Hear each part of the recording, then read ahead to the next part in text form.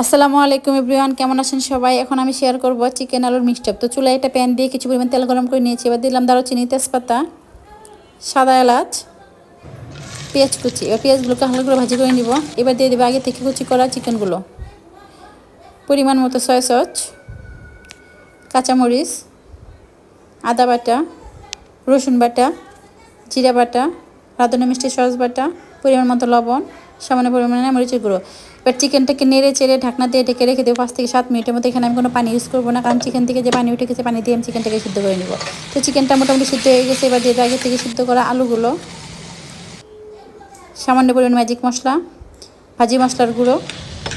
এবার চিকেনটাকে ঢেকে দিব না, নেড়ে চেড়ে নিব। এবার দিয়ে দিব ধনিয়া পাতা কুচি।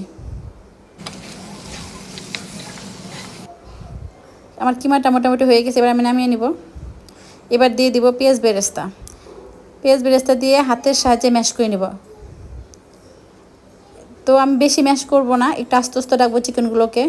আমার ম্যাশ করা হয়ে গেছে। এবার আমি হাতের সাহায্যে গোল গোল করে চপ বানিয়ে নিব। আমার চপগুলো রেডি হয়ে গেছে। এবার আমি ব্রেড ক্রামে মাখিয়ে নিব। এখানে আমি কোনো ডিম ইউজ করব না, আপনারা চাইলে কেউ ডিমে ভিজিয়ে পরে ব্রেড ক্রাম মাখাতে পারেন।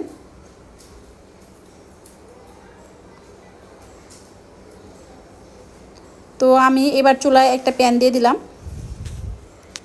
দিয়ে দেবো কিছু পরিমাণ তেল। তেলগুলো গরম হয়ে গেছে। এবার দিয়ে দেবো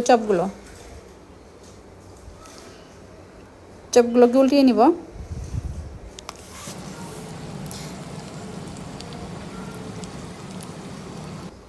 রেডি হয়ে গেছে আমার চিকেন আলুর মিক্সড চপ। যদি আমার এই রেসিপিটা কারো ভালো লাগে অবশ্যই বাসায় ট্রাই করবেন। সবাই ভালো থাকবেন। আসসালামু আলাইকুম।